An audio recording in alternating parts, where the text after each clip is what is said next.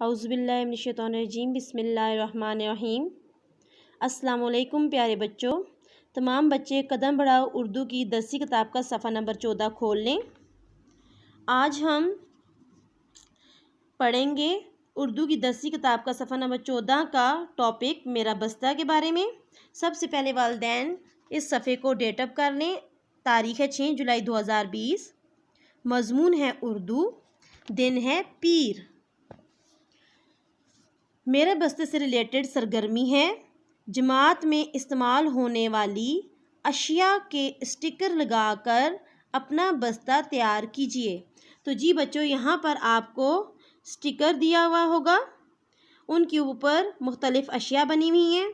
उनमें से जो अशिया रोज़मर्रा जमात के दौरान आप इस्तेमाल करते हैं उनको यहाँ से उतारना है और यहाँ बैग के ऊपर पेस्ट करना है, जैसा कि यहाँ आपको नज़र आ रहा है। इन अशिया में शार्पनर, रबड़, पेंसिल, टिफ़न और किताब, ये चीज़ें आप रोज़ जमात के दौरान आप इस्तेमाल करते हैं।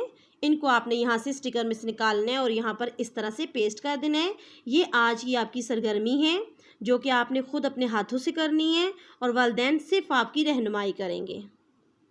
इसके बाद आते हैं हम अपने अगले टॉपिक की तरफ। आज हमारा अगला नया टॉपिक है हर्फ पे। हर्फ पे का तारुफ। हर्फ पे का तारुफ।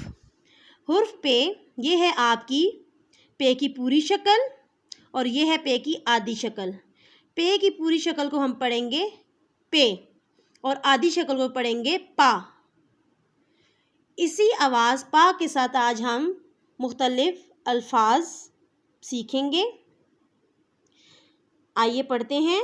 पे पा परिंदा। तो यहाँ पर देखें, इस लफ्ज़ परिंदा में पे की आधी शक्ल कहाँ है? ये सुर्ख रंग की। पे पा प्याज। पा प्याज। पा पौधा। पा पत्ता। पा पानी। आइए एक बार फिर पढ़ते हैं इसको। पे पा परिंदा। पा प्याज। पा पौधा। पा पत्ता। पा पानी।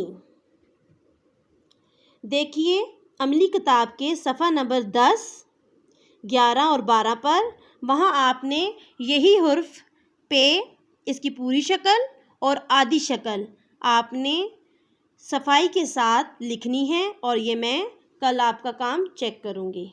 शुक्रिया।